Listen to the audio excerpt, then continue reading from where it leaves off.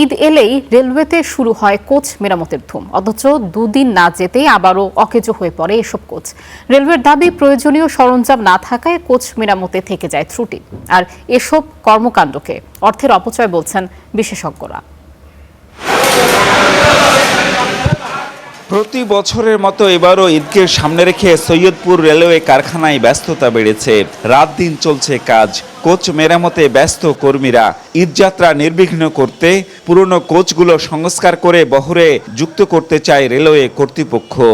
ঈদ করার জন্য বিভিন্ন জায়গায় দেশের বাড়িতে ভ্রমণের জন্য আসে, তাদের সুবিধা দেওয়ার জন্য আমরা আমাদের মূলত এই কর্মযত ফটিকের কাজ করি, রঙের কাজ করি, সিটের কাজ করি।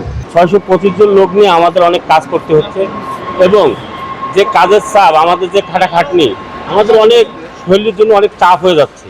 তারপরে আমরা লোকবল কমে নিয়ে আমরা কাজ করতেছি। রেলওয়ে পশ্চিমাঞ্চলের তথ্য বলছে, এবার সৈয়দপুরের রেল কারখানায় 112টি কোচ মেরামত করা হচ্ছে। গত বছর মেরামত করা হয় 110টি কোচ। এর আগের বছরগুলোতেও গড়ে 100-র বেশি কোচ মেরামত করা হয় কারখানাটিতে।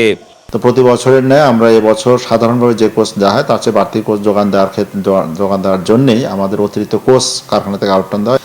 আশা করি যথাসময়ে আমরা এগুলো কোচ ট্রেন বহরে যোগ করতে পারবো।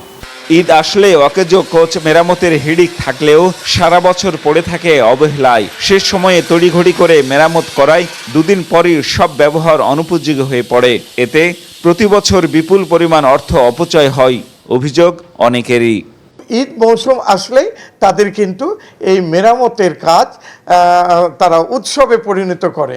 আমার কাছে মনে হয়েছে এখানে একবারে বড় ধরনের একটা ফাঁকি এবং অর্থ লোপাটের একটা বড় সুযোগ বলে আমি মনে করি।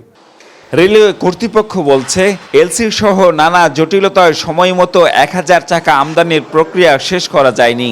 তাছাড়া অন্যান্য যন্ত্রাংশ সময় মতো কেনাকাটা করা সম্ভব না হওয়ায় অকেজো কোচগুলো সচল রাখা যায়নি। তবে সংকট কাটাতে ঈদের পর আরও 200 কোচ কেনার পরিকল্পনা চূড়ান্ত করা হয়েছে। পশ্চিমাঞ্চলে বর্তমানে অনেক কোচের স্বল্পতা আছে। কোচ ইতিমধ্যে কোচ ক্রয়ের জন্য একটা পরিকল্পনা আছে। আমাদের 200টা কোচ আমরা আশা করছি এপ্রিল-মে মাসের দিকে আমরা পাবো। আসছে ঈদে পশ্চিমাঞ্চলে কেবল জয়দেবপুর থেকে পার্বতীপুর রুটে একটি স্পেশাল ট্রেন চলাচল করবে। এছাড়া এ অঞ্চলের অধীনে রাজশাহী, রংপুর ও খুলনা বিভাগের আন্তনগর ট্রেনগুলোতে 1টি বা 2টি করে কোচ যুক্ত হতে পারে। Ziaul Gani Selim, Star News, Rajshahi.